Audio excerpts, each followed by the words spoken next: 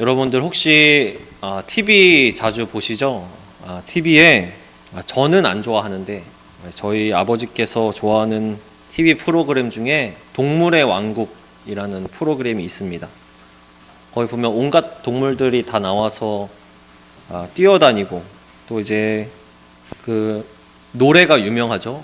우왕 하는 그 노래가 유명하죠.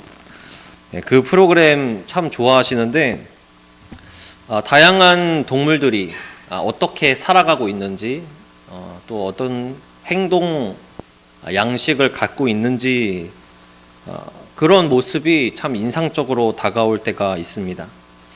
그런데 특히나 작은 동물들, 물론 큰 동물도 하지만 작은 동물들에게는 어떤 위험할 때 하는 행동들이 있더라고요. 대표적으로 이제 목도리 도마뱀이 딱 위험한 상황이 오면 어떻게 하죠? 이렇게, 그쵸? 목을 이렇게 착, 뭐가 우산처럼 쫙 펴져가지고 상대방에게 나는 생각보다 큰 동물이야, 난 생각보다 센 동물이야 하고 딱 보여주는 거죠. 또 바다에는 보거가 있죠. 몸을 갑자기 탁 부풀려가지고 나는 사실 큰 동물이다. 큰 동물 중에도 곰도 그렇죠. 상대를 만나면 두 발로 서서 이렇게 하지 않습니까? 나는 엄청 크고 힘센 동물이야. 그러니까 함부로 덤비지 마 하는 것이죠. 이렇게 자신의 몸집을 키우면서 상대보다 크게 보이면서 나는 약한 존재가 아니야. 난 약한 자가 아니라 아주 강한 존재야. 그러니까 함부로 덤비지 말고 나에게 함부로 대하지 마 하면서 그렇게 강하게 보이려고 합니다. 야생에서 살아남는 방법이 내가 크고 강하게 보이는 방법을 사용하고 있다는 것이죠. 우리도 살아가면서 그 동물들처럼 그렇게 살아가는 것 같습니다.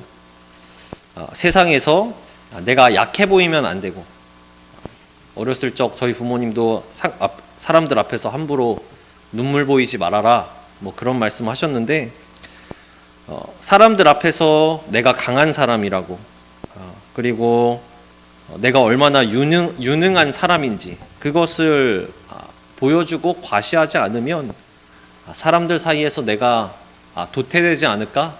약해 보이지 않을까?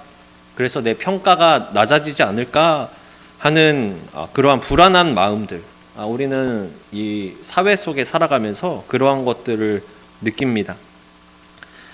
사람들은 겉으로 볼 때는 더 큰 권력, 더 많은 돈 이런 것을 갈망하는 것처럼 보이지만 사실은 그것은 겉모습이고, 그 밑바닥에는, 자신을 부풀려서 크게 보이려고 하는 그 밑바닥에는 사실 나는 마음속에는 어린아이가 있는데, 사실 나는 연약한 부분이 있는데, 이 사실을 드러내지 않고 사람들에게 누구보다 단단하게 강하게 살아가는 것으로 보이려고, 무시당하지 않으려고 그렇게 살아가고 있습니다. 목소리도 높이고 과장된 행동을 하고, 그렇게 마치 소라고동처럼 연약한 속살을 감추려고 단단한 껍질을 두르고 살아가고 있는 것이지요. 지금까지 나눈 것처럼 우리는 이 세상 가운데 살아가면서 큰 자로 보이고 싶어 하고, 그런데 그 내면에는 나의 작음을 보이지 않고 싶어 하는 그러한 존재들입니다. 내 안에 작고 연약한 어린아이의 모습이 드러난다면 그것을 노리고 물어뜯는 사람들이 반드시 나타나겠지요. 우리는 그것을 두려워하는 것입니다. 이제 오늘 읽은 사마리아 이 성에서도 이렇게 자신을 나는 정말 큰 사람이야, 나는 연약함 없이 강한 면만 있는 사람이야 라고 하면서 사람들 위에 군림했던 어떤 사람이 있습니다. 우리가 읽은 것처럼 마술사 시몬이 있었습니다. 이제 8장 9절에 우리가 읽은 대로 마술사 시몬은 사람들 앞에서 자칭 큰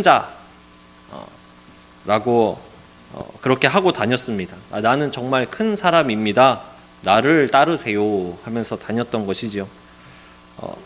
지난주에 설명한 대로 사마리아 사람들은 그런 혼합주의적인 종교 색깔을 가지고 있었고 또 열등감, 민족적인 열등감도 가지고 있었습니다. 그럴 때에 하나님의 능력을 가진 사람, 그 큰 사람이라고 여겨지는 마술사 시몬이 나타나니 다 그쪽으로 사람들이 쏠리고 그를 따르게 된 것이었죠. 그러면서 사람들은 마술사 시몬을 보고 크다 일컫는 하나님의 능력이다 라고 하면서 마술사 시몬을 맹신했습니다. 시몬이 바로 사람들의 마음을 조종하면서 사람들 위에 군림하던 타락한 리더십의 표본입니다. 이제 오늘 말씀을 통해서 자칭 큰 자라고 자신을 높이면서 그 자신의 크기를 부풀려 보이고 단단한 껍질 속에서 살아가려 하는 우리의 모습을 발견하는 이 시간이 되기를 바랍니다.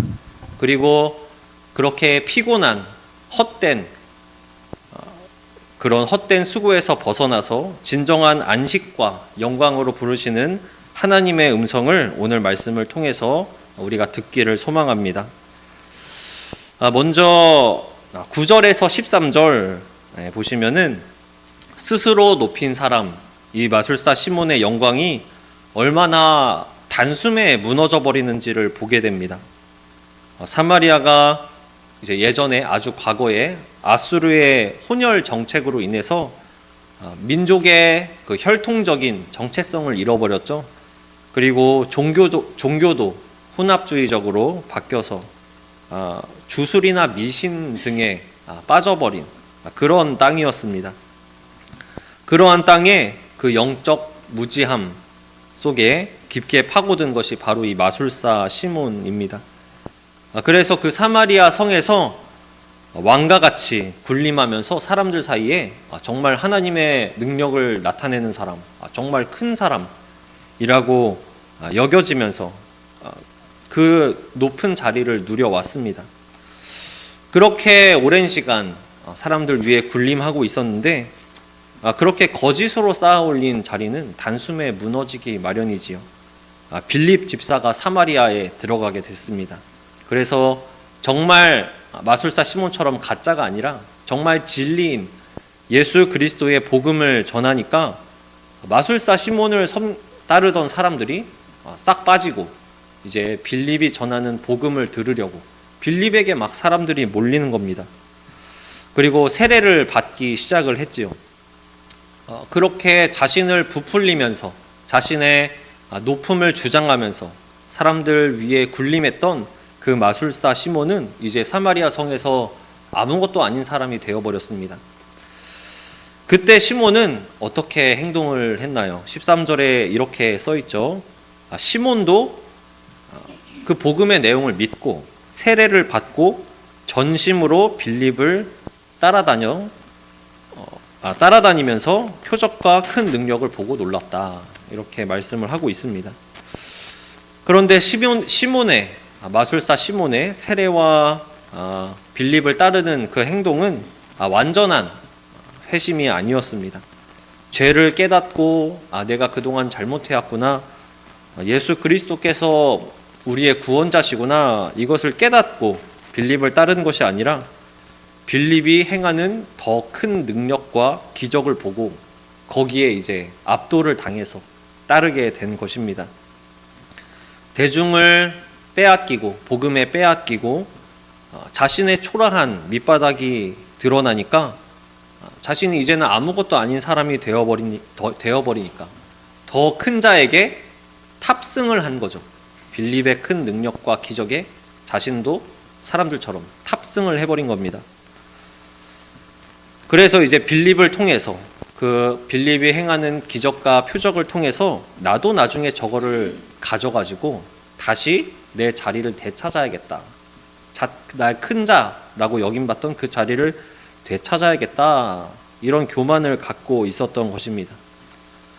그래서 이제 사마리아의 빌립으로 인해서 복음이 심어지고 사람들이 막 세례를 받고 있다라는 소식을 이제 예루살렘 교회에서 듣게 되어서 베드로와 요한 사도가 사마리아에 오게 되지요. 그리고 시몬은, 마술사 시몬은 사도들의 안수로 인해서 성령이 사마리아 사람들에게 임한 것을 보고 드디어 자신의 마음속에 있던 본색을 드러냅니다. 어떻게 하냐면 주머니에서 돈을 딱 꺼냅니다. 돈을 꺼내서 뭐라고 하냐면 이 권능을 내게도 주셔서 내가 안수하는 사람들도 성령을 받을 수 있도록 그 능력을 저한테도 주세요. 주세요라고 하지만 사실은 돈 주고 사겠다는 것이죠. 성령 안수하면 성령 받는 그 능력 나한테 파세요 라고 한 것입니다. 단순히 무지에서 저지른 실수라고 볼 수는 없겠지요. 하나님이 주신 그 은혜, 그것을 내가 돈으로 사서 그들 위해 군림하겠다, 사마리아 사람들 위해 다시 군림하겠다라는 그런 교만된 모습입니다. 신앙을 자신의 이익과 자신의 권력을 위해서 수단화 시켜버린 그런 교만한 죄인의 모습이지요. 그런데 우리가 성경을 통해서 볼 것은 늘상 말씀드리지만 이 사람은 특별히 더 못됐네, 이 사람은 특별히 더 죄악됐네가 아니라 마술사 시몬도 똑같이 우리랑 같은 사람이라는 것입니다. 이 사람만 특별히 더 나쁘다기보단 사람은 그렇다라고 봐야 되는 것이죠. 이 마술사 시몬이 거래적으로 신앙을 대했다면 그 모습을 통해서 우리의 모습도 볼 수 있습니다.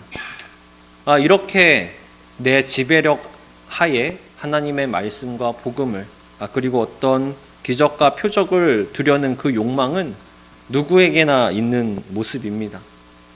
심지어 마술사 시몬이나 우리뿐만 아니라 예수님의 12 제자도 그랬습니다. 이제 누가복음 22장 이제 24절 이하에 보면은 제자들이 그 최후의 만찬 중에서 어떤 말싸움을 합니다. 논쟁을 합니다. 근데 어떤 걸로 논쟁하냐면 우리 중에서 누가 더 큰 사람이냐 이러면서 막 논쟁을 하는 거예요. 그들은 왜 그 논쟁을 했을까요? 예수님께서 로마의 지배하에서 이스라엘 나라를 구원해 주시고 그래서 완전히 회복된 이스라엘 나라가 되면, 이 땅에 완전히 회복된 이스라엘 나라가 되면 당연히 예수님은 왕이 되고, 그럼 그 다음 자리에 누가 앉을까? 우리 12명 중에서. 그러면서 막 논쟁을 하는 겁니다. 우리 중에 누가 제일 큰 자냐?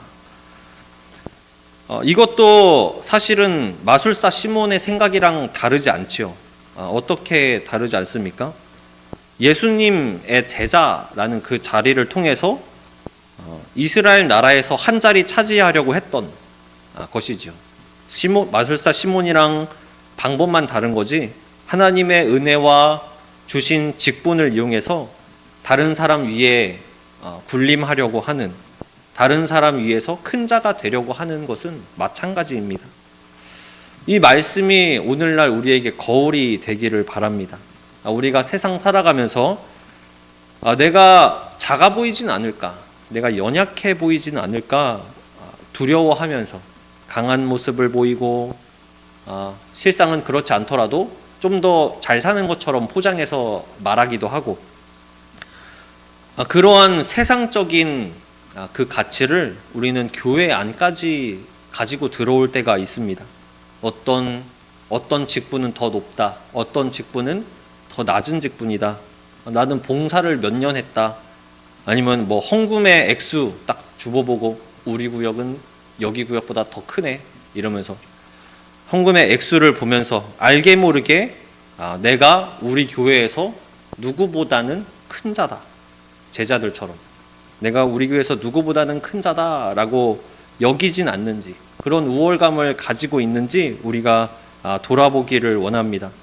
하나님의 은혜를 나를 포장하는 포장지로 삼는다면 우리도 역시 우리가 비판하는 이 마술사 시몬과 다를 바가 없는 신앙을 가지고 있는 것입니다. 이제 이 모습을 보면서 베드로 사도가 시몬에게 말하지요. 내가 하나님의 선물을 돈 주고 살 줄로 생각하였으니 내 은과 내가 함께 망할지어다 라고 말을 합니다. 하나님의 선물, 우리가 은혜라고 말하는 그 말이 사실 원어로는 선물이랑 똑같은 말입니다. 그러니까 하나님께서 주신 그 선물을 돈 주고 살려고 했냐 라고 하면서 책망하는 것이지요. 우리가 하나님께서 주시는 은혜를 돈 주고 얻어내려고 하지는 않습니까? 아니면 하나님의 선물을 돈은 아니더라도 내 노동과 시간으로 맞바꾸려고 하지는 않습니까? 베드로가 했던 책망은 세상이 말하는 대가를 지불해서 하나님을 통제할 수 있다, 돈으로 능력을 살 수 있다라고 말하는 그 세상에 물든 신앙, 마술사 시몬이 갖고 있는 그 신앙에 내리는 어떤 사형 선고와 같은 그런 선포입니다.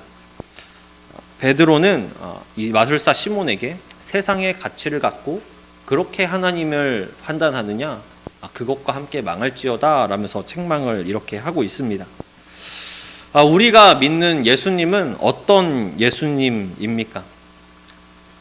제가 이 설교 준비하면서 옥하는 목사님의 설교를 좀 여러 번 들었습니다. 네. 근데 그분이 이 본문에 대해 설교하면서 저로서는 좀 충격적인, 강단에서 이 말이 나올 수 있나 하는 충격적인 말씀을 하셨는데 이렇게 말씀하시더라고요. 우리 중에 예수님 믿기 시작할 때에 복 안 바라고 믿기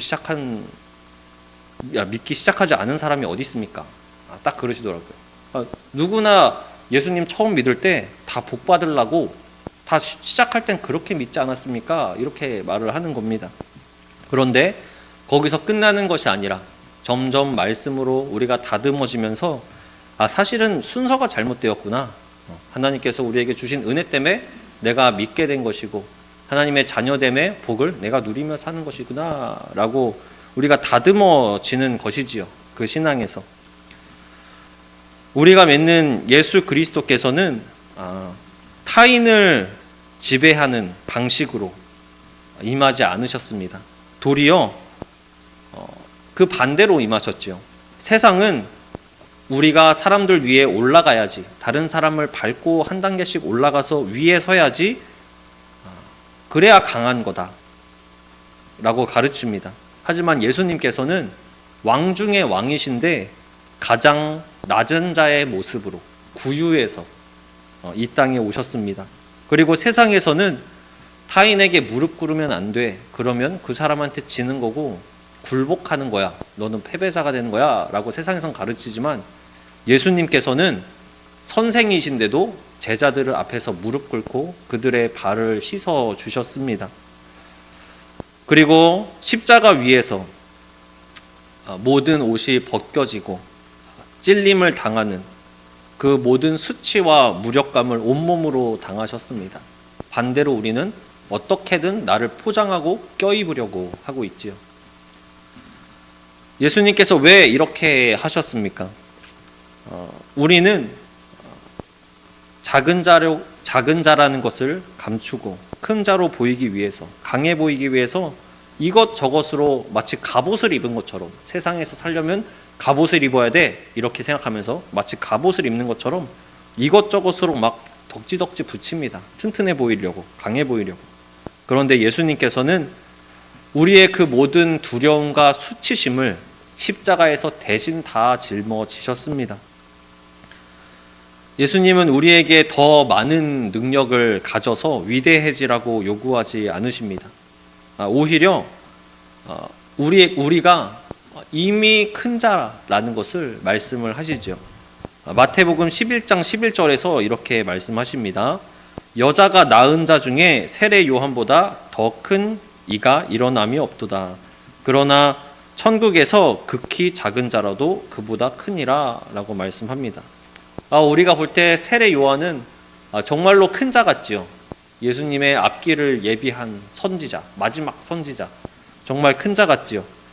그런데 그렇게 크게 여김을 받는 세례 요한보다 하나님 나라에서는 가장 작은 자가 그 세례 요한보다 크다라고 예수님께서 말씀을 하십니다. 그러니 우리가 세상을 살아가면서 덕지덕지 나의 작음을, 나의 연약함을 감추려고 애쓰는 그 수고가 얼마나 헛된 것인가를 우리가 알 수 있습니다. 왜냐하면 세상에서 가장 높은 자, 자랑 천국에서 가장 낮은 자를 비교했을 때 천국에 있는 그 자가 훨씬 더 크다. 그런데 우리는 이미 천국에 속한 하나님의 자녀이기 때문입니다. 우리가 대단해서 이 큰 자가 된 것이 아니지요. 십자가의 은혜로 하나님의 자녀가 되었다. 그 하나님의 자녀라는 신분 자체가 세상에 줄 수 없는 세상에 줄 수 있는 그 어떤 큰 영광보다 더 크고 존귀한 영광이라는 것입니다.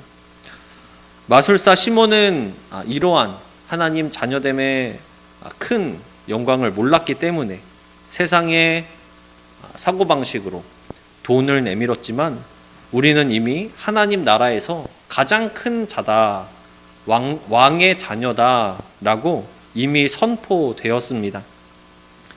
그리고 또 고린도 전서 1장 26절에서 사도 바울은 이렇게 말하지요. 형제들아 너희의 부르심을 보라. 육체를 따라 지혜로운 자가 많지 아니하며 능한 자가 많지 아니하며 문벌 좋은 자가 많지 아니하도다. 그러나 하나님께서 세상에 미련한 것들을 택하사 지혜 있는 자들을 부끄럽게 하시고 세상에 약한 것들을 택하사 강한 것들을 부끄럽게 하려 하시며 바울이 이렇게 편지했습니다. 바울이 고린도 교회 성도들에게 이렇게 말한 거죠. 고린도 교회 성도 여러분, 우리 모여있는 우리 교회 성도님들을 보십시오. 우리 다 어리석은 사람들 아닙니까? 우리 다 신분이 낮은 사람들 아닙니까? 우리 다 미련한 사람들 아닙니까? 이렇게 말한 겁니다. 어떻게 말하면 지금 시대에서는 이렇게 막 바울처럼 말할 수는 없겠지요. 왜냐하면 오해의 소지가 있으니까요. 그런데 바울이 그럼에도 불구하고 바울이 이렇게 말한 이유는 이것이 그리스도 안에서는 더 큰 능력이 된다라는 것입니다. 교회 공동체는 세상에서 나의 능력을 증명해서 강한 사람들, 튼튼한 사람들만 모여가지고 그렇게 높은 사람들만 모여서 있는 그런 모임이 아닙니다. 철저히 나의 자금을 인정한 사람들, 인생을 내 마음대로 통제할 수 없다는 무력함을 이미 알고 있는 사람들, 그런 작은 자들의 공동체가 바로 교회 공동체입니다. 왜 약하고 작은 우리들을 택하셨습니까? 세상의 기준으로는 작아 보일지라도 하나님 은혜 안에서는 우리는 누구보다 큰 자입니다. 그래서 우리가 세상 사람들에게 무시당하지 않으려고 발버둥 칠 이유가 없는 것입니다. 내가 내 힘으로 커지려고 하지 않아도 가장 크고 위대하신 하나님께서 우리를 절대 포기하지 않는 귀한 자녀로 삼아 주시기 때문입니다. 우리가 왕의 자녀입니다. 가장 높으신 하나님의 자녀된 자들입니다. 이렇게 위로의 설교를 우리가 나누고 있는데 저는 어릴 적에 이런 하나님 나라의 자녀가 되었다. 왕 중에 왕이신 그리스도의 자녀가 그리스도로 인하여서 내가 그 하나님 나라의 큰 사람이 되었다라는 그 설교를 저도 예전에 들은 적이 있지요. 그런데 그때에 저는 이 말씀이 크게 와닿지 않았습니다.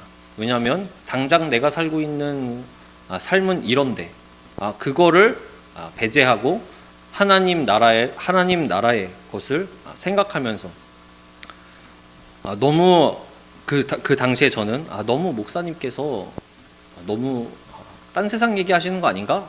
이렇게 여겨진 적도 있었습니다.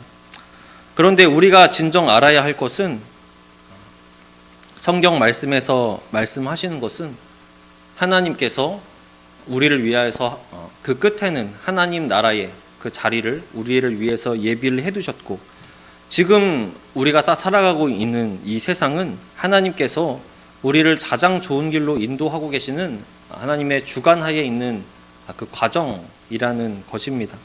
우리가 그 하나님 나라에 우리의 자리를 예비해 두셨다는 그 사실을 믿을 때에 우리의 인생도 하나님께 온전히 내어 맡기며 그 우리가 하나님의 자녀라는 사실이 이 땅에서 살아갈 때에 참 힘과 위로가 되는 줄로 믿습니다.